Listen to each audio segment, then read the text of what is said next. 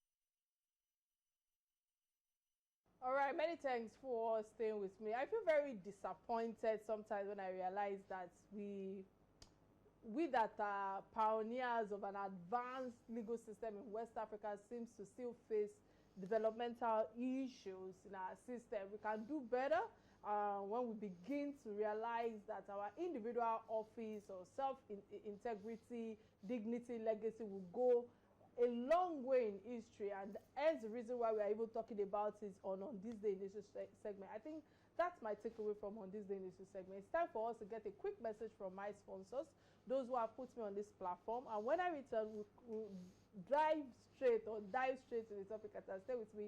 I'll be right back.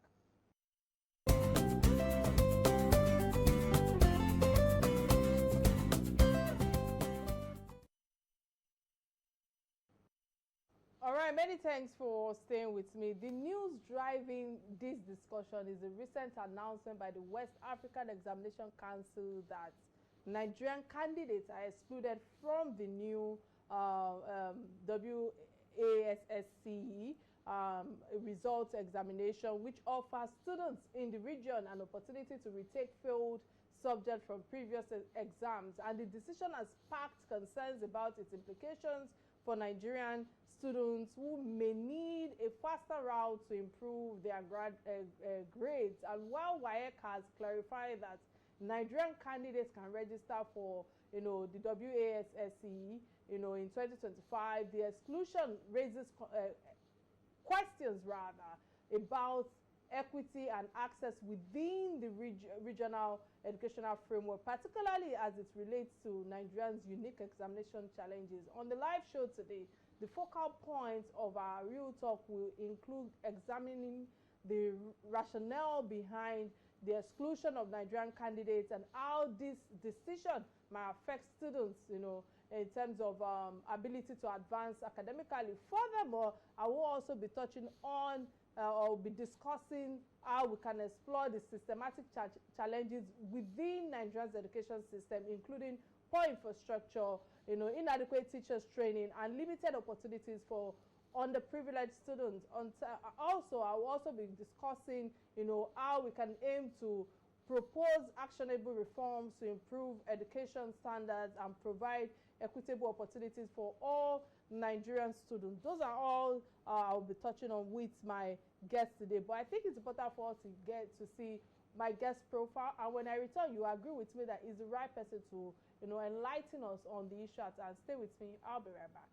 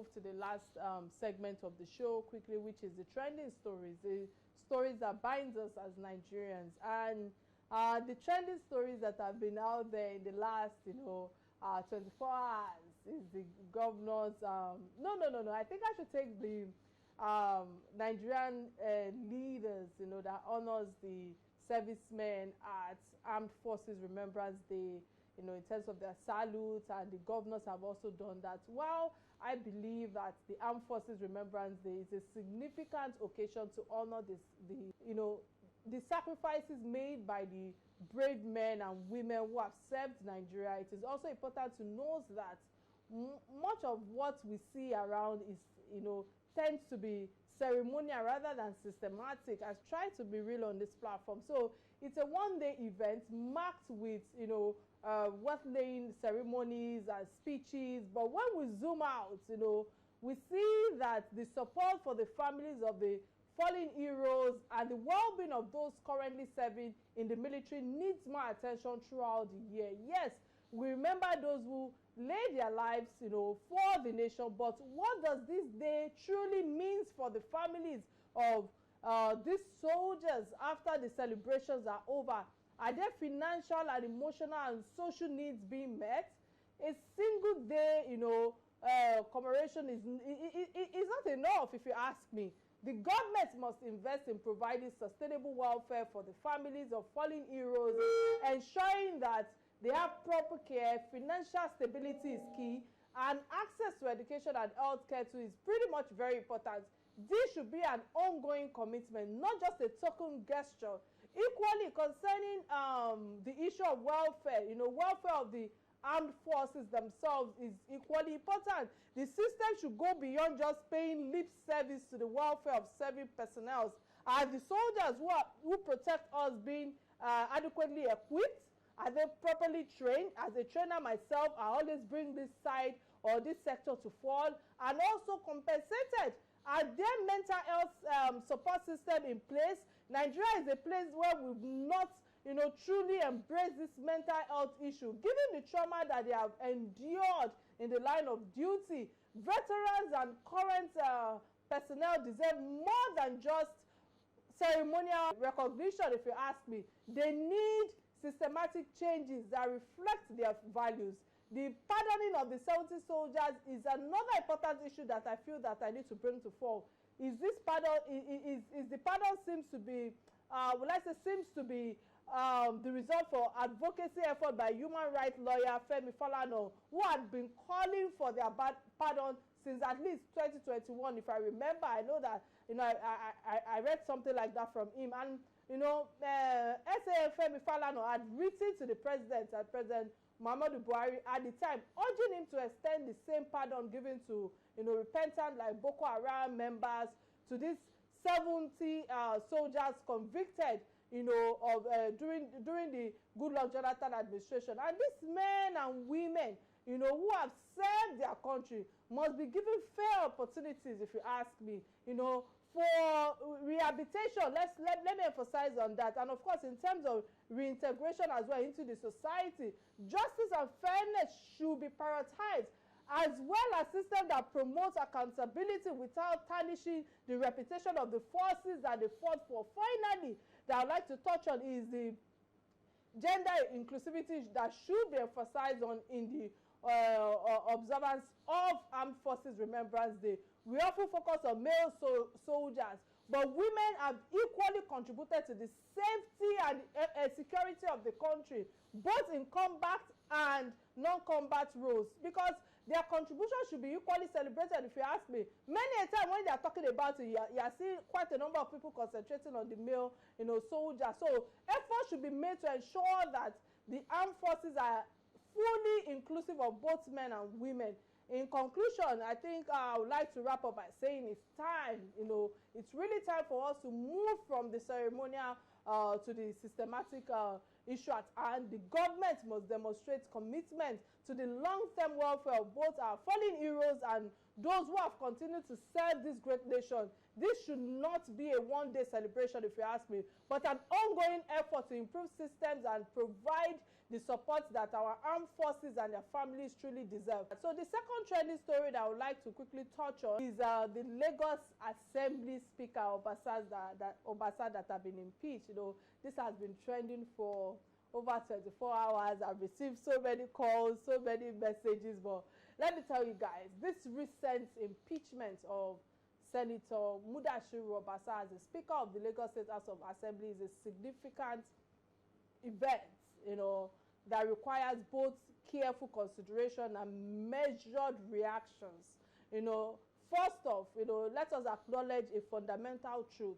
Every public office is temporary, and leadership is a service to the people, not a permanent privilege. I felt like I needed to emphasize on this because the allegations against Senator Obasa is serious, but we must remember that they remain allegations until proven otherwise in a court of law.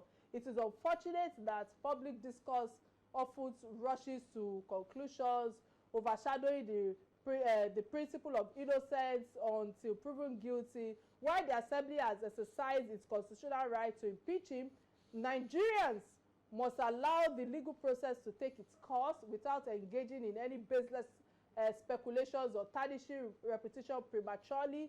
I urge Senator Mudashiru Obasa as a public servant to directly address Nigerians, Lagosians in particular, in terms, because I feel that transparency is key in moments like this. Addressing the public will not only demonstrate accountability but also rebuild public trust in our institution. Importantly, his role in the assembly does not end with his removal as speaker. Quite a number of people did not know this. He remains an honorable member and still has a duty to contribute to the development of Lagos State. But on the other hand, we must celebrate the historical appointment of Honorable Mojisola Ojora as the first female speaker of the Lagos State House of Assembly, representing Apapa Constituency 1 since 2015. And Honorable Moji has been an impact in legislative reforms, in terms of community empowerment and advocacy for women's rights. She has also demonstrated an unyielding commitment to, breaking barriers, proving that women can excel in any leadership roles traditionally dominated by men. As Chief Whip of the Ninth Assembly, Honorable Mojisola, Ojora was a tireless advocate for gender equality, like I said earlier, inspiring women across the state, beyond all that she represents. And I feel that appointment as a speaker is not only a victory for Lagos but also for women in politics, showing that the glass ceiling can indeed be shattered. Yes. So again, I want to say congratulations to her on this well-deserved milestone. I look forward to her tenure as a speaker.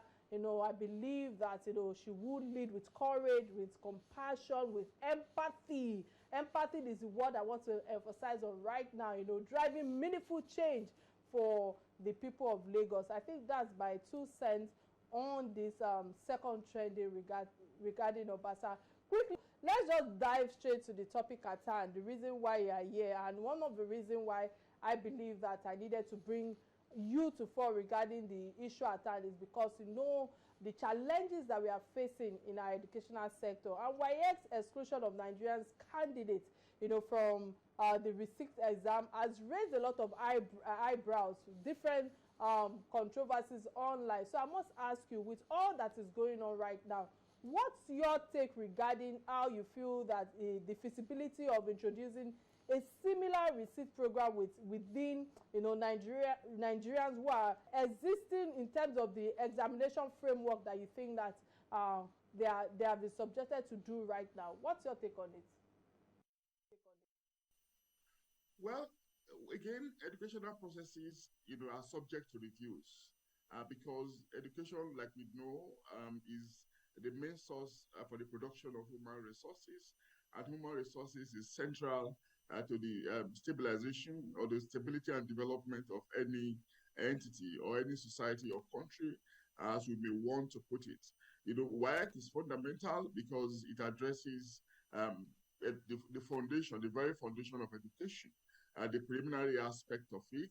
A welcome development, no doubt, in this specific case of allowing candidates who didn't do well at first sitting to receipt, and of course, nearer the time they had just had their examination, well in advance of probably getting admission into the university. Before now, candidates will have to wait for like 1 year or so for another round of examination, particularly candidates nested in the secondary school system, not private or individual candidates. Now they are bringing it a little bit forward such that they can receive subjects where they failed. And of course, if they meet all the cuts, their path towards further education into the university or any other tertiary institution for that matter can be smoothened. No doubt a welcome development, but of course, we also know that it's been happening in other partner examination countries, in Ghana, in Gambia, in Liberia, and in Sierra Leone as well. So if we are re-emphasizing it in our own system, it's not a bad thing, but we also have to know that the picture of education is one that is very, very dynamic. Dynamic in the sense of witnesses in ups and downs, where we are constantly dealing with declining quality. Declining quality is also a function of the rise in technologies, which is practically replacing, pedagogy in the physical sense of it.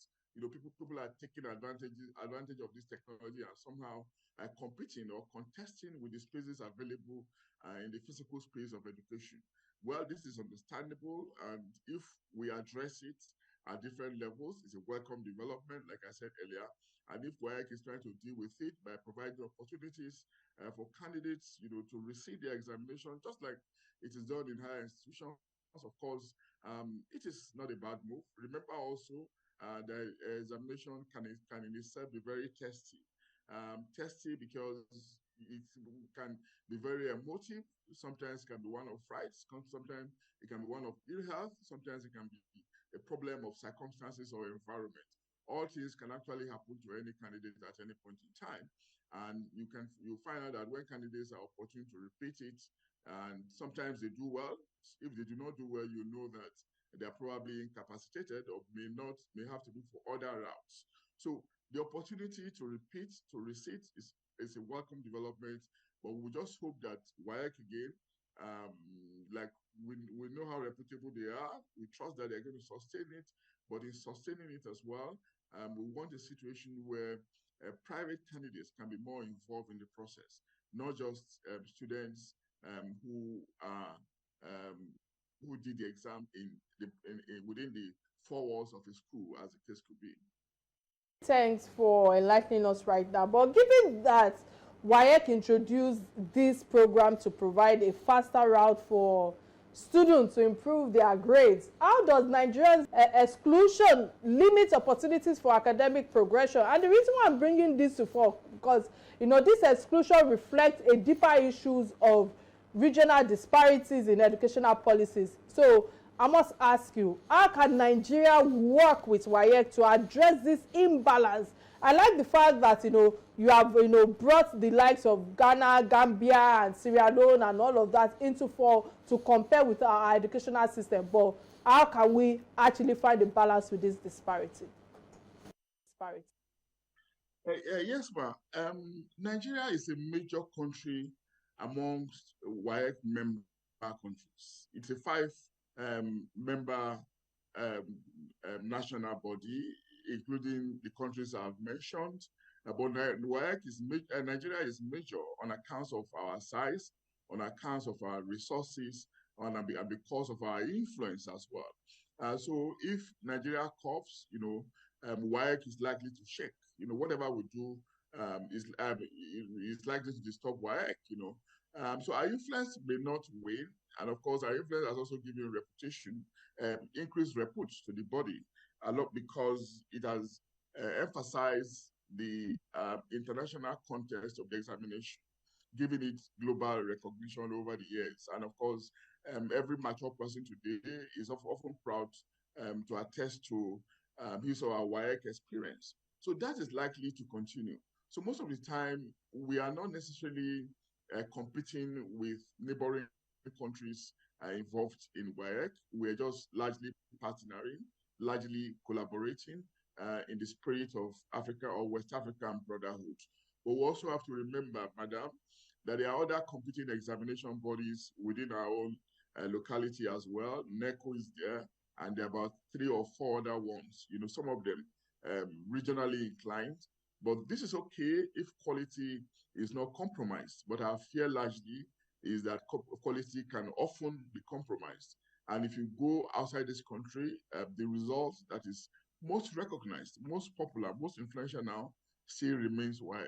So it is in the interest of not just Nigeria, but other partner West African countries to ensure the continuity of WAEC and that it should continue to remain vibrant, considering the rigor that is invested in the preparation of WAEC examinations and how and the rigor, the quality, the respect, that examiners inject into it, which students or candidates often regard as a major legacy that we always want to remember.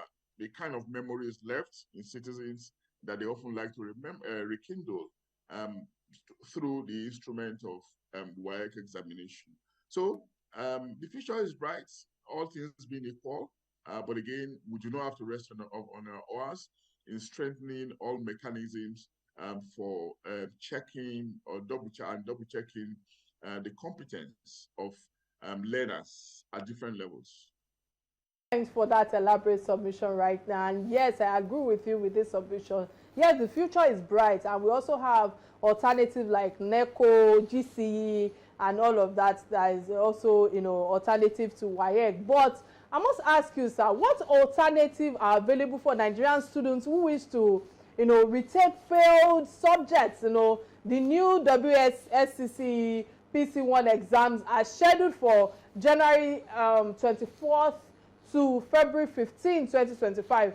How does this timely dates align with the Nigerian academic calendar? And the reason why I'm bringing this conversation to fall in terms of this question is because Nigeria continues to grapple with high failure rates in WAEC and JAM examinations.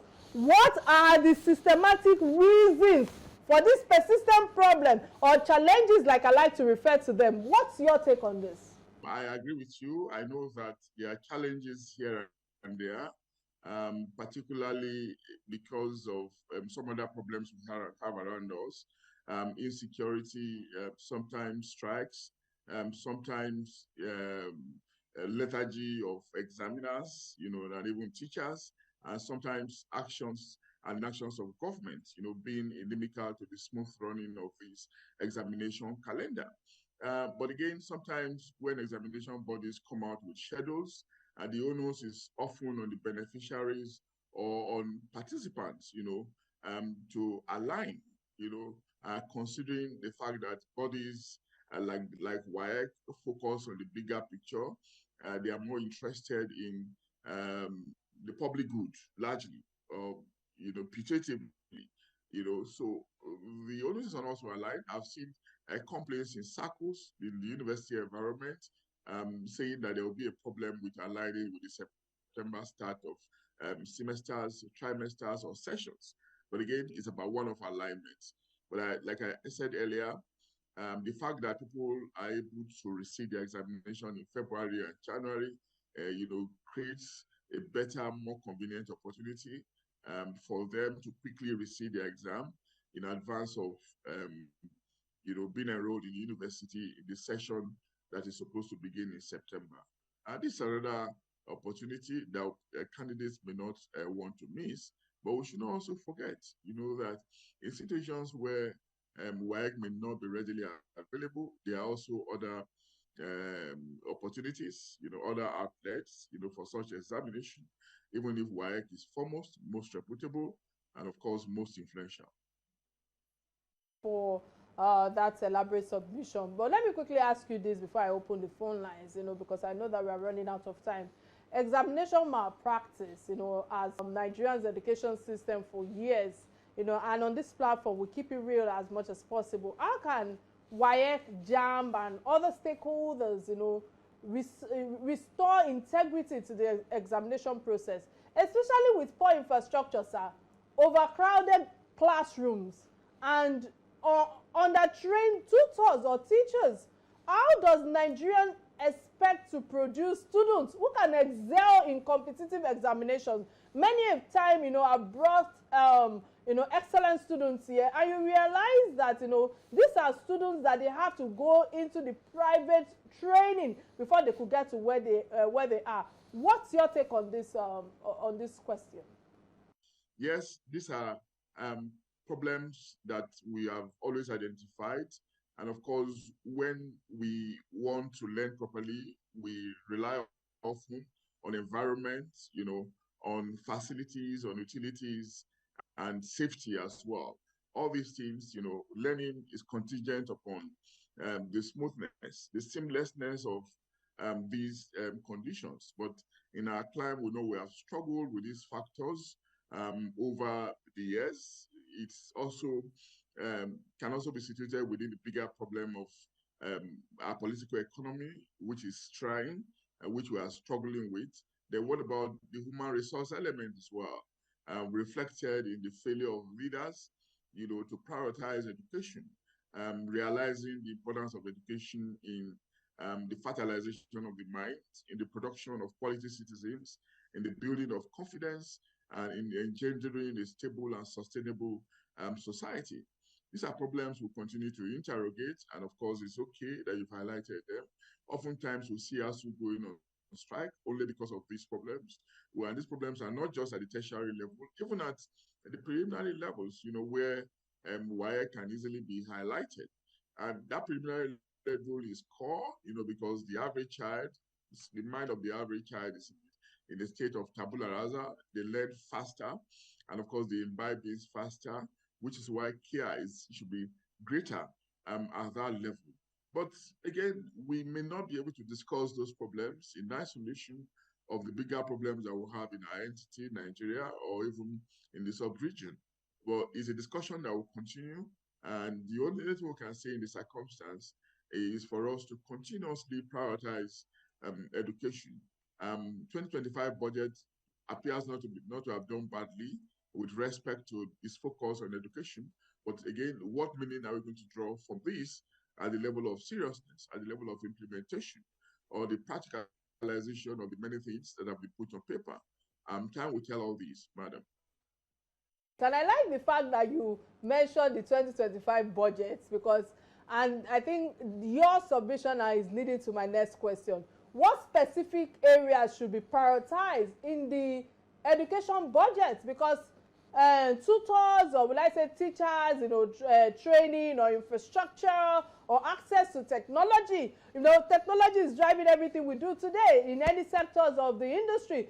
To achieve immediate and long-term impact, I must ask you, is there a correlation between WAEC's exclusion of Nigerian students and the lack of investment in the educational sector? This question is based on your last submission regarding, the educational budget that you mentioned in 2025. Yeah, excellent, Ma. You cannot really have a productive learning, when infrastructure is deficient. Infrastructure utilities are key, because learning in the times that we're in, especially in the 21st century, depends heavily on technology. Not just information and communications technology, but like we all know, we're advancing fast into the world of artificial intelligence, the Internet of Things, hypertext documents, the age of robots. And these facilities have to be harnessed appropriately, wisely, to enhance learning, even though we also understand that it can be subjects of abuse. But there's no technology that have come in human history that didn't come with its own downsides, but humanity has always been able to manage those downsides, being elevated above the downsides to make the most of the advantages. And that's what I expect from artificial intelligence. And that's why I also expect that the greater focus of government will be on modern infrastructure, modern technologies of learning, considering that, humanity is not going to relax, in advancing into the world of, these technologies, as the case could be. Yes, our budget is out. The projections are okay. And of course, we do not have to undermine the importance of other infrastructure as well. Structures. Most public institutions are practically derelict. The structures are not the ideal one if you compare them with what is obtainable in other climes. You need a conducive environment really to internalize notions and ideas. This condition is actually something that we need to focus on with the budgets that have been outlined. And of course, unions are also not resting in putting pressure on authorities to be much more responsive to these needs, against the background of their significance in enhancing appropriate, productive, and quality learning. All right, many thanks for that submission right there. And when you say that projections are okay, I'm still staying with this budget issue because I know that I'm also talking to a professor in communication. Between 2015, sir, and 2025, Nigeria's educational budget as a percentage of the national budget fell from 10%, almost 11% to 6%. I must ask you, sir, what are the implications of this decline? Because what are the implications of this chronic underfunding for students and tutors? Nigeria's education budget for 2025 is 3.52 trillion naira, about 7.3% of this total budget. Is this allocation, sir, sufficient to address the sector's challenges considering the financial constraints of the government itself? Very good, madam. The implications are legion, really. If you see the average Nigerian public university, for instance, and you see 500 students crammed in a hall that can take just 100 students, you see one implication.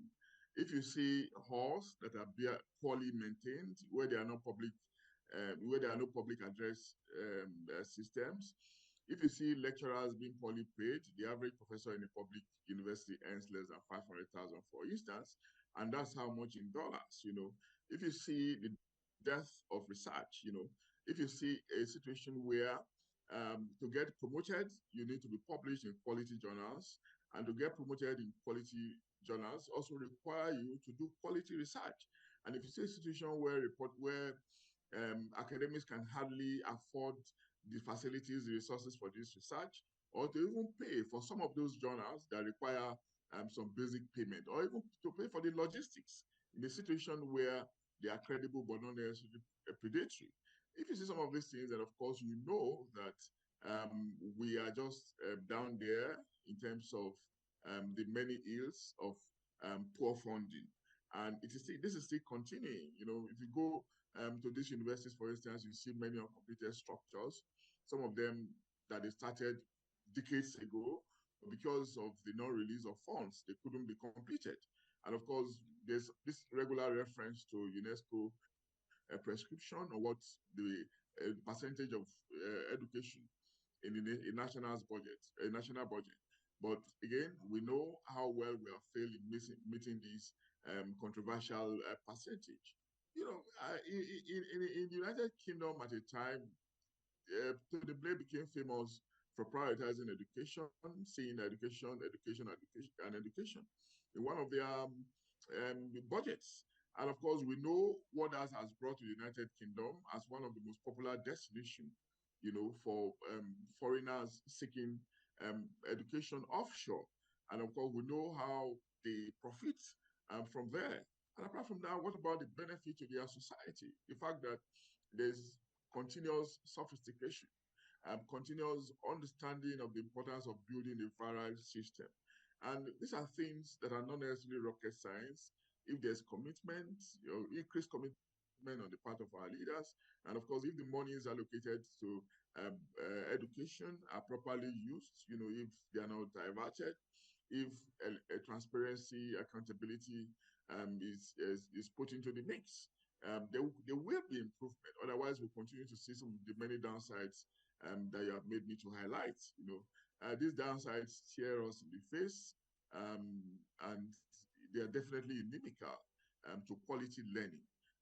It has given rise, directly or indirectly, to the proliferation of private institutions that are doing obviously very well. Many of them I know are providing good infrastructure, good utilities, and becoming even more competitive with their international peers. And the rise of private institutions, and of course the preference for private institutions by those who can pay, by the privileged, is a result, direct byproduct of the declining state of our public institutions. I do believe government can reverse this narrative if there's commitment. I don't know if I can quickly ask you this last question. I wish I could touch on other sectors, but of course you've touched on so many sectors. But the government has allocated 50 billion to combat out of school children issues. Also, what are your thoughts on this 50 billion allocation to support online learning for secondary school students and TVET programs? How effective do you think this initiative will be, sir? And the fact that the new educational curriculum for basic education, also focusing on skills, is set to begin in January 2025. How prepared do you think Nigerians are ready for this implementation? The new curriculum introduces about 15 new courses aimed to enhance trade and skills as well. How do you think that this will impact, employable for Nigerian youth? In 1 minute, sir, if it's possible, if it's possible in 1 minute, we need to wrap up now. We've run out of time. Oh my, education is priceless at different levels. If the 50 billion is properly used for out of due children, why not? Education is actually beneficial to the individual, because an educated person is likely to be much more competent, much more rewarding, much more fulfilling, not just to the self, but to the society. So I think it's going to be gratifying, not just to the individual, but to the system at large. And of course, it can take a number of youth away from crime, realizing that the many criminal acts we have seen in this country have been a result of poor education or no education at all, where people now have to take to alternatives, and of course that alternative is you relying on the gun, to get the system discomforted on a larger scale. And that's why we have, one of the reasons why we have Boko Haram and the rest of them all, because these people are practically nihilists, not trusting in their future. And if they cannot trust in their future, why should they trust in the future of anyone else? Sir, we've run out of time right now, and I want to say thank you so much for all your submission thus far. It's been an interesting time with you, our resourceful guest, Professor Biode Adeniyi. Thank you so much for creating time to be here on our show today. On this time, this is where I draw the curtains of the show. Till I come your way on Thursday, remember to connect with me on Inspiration FM 92.3 tomorrow. And of course, the conversation continues there. Stay with me. This is Real Talk with Kike.